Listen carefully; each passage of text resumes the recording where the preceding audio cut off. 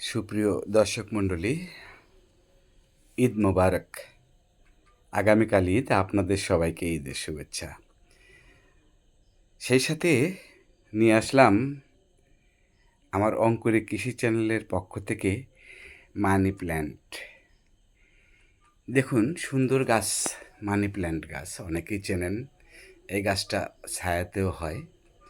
হ্যাঁ, মাঝে মাঝে অবশ্য সব গাছেই রোদের প্রয়োজন হয়, কিন্তু মানি প্ল্যান্টের রোদ একটু কম হলেও হবে। এটা অন্ধকারেও হয় এবং আপনারা ইচ্ছা করলে আমার মতো এভাবে ড্রয়িং রুম অথবা যে কোনো জায়গায় কোনো ফুলদানিতে সাজিয়ে রাখতে পারেন।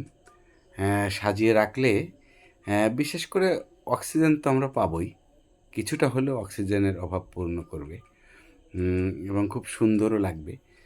সাজিয়ে রাখলে দেখেন অনেক সুন্দর লাগছে। আমার টেবিলটা টি টেবিলের উপরে রেখেছি এবং টেবিলটা দেখেন অনেক সুন্দর লাগছে এবং গাছগুলো এখনও খুবই সুন্দর আছে।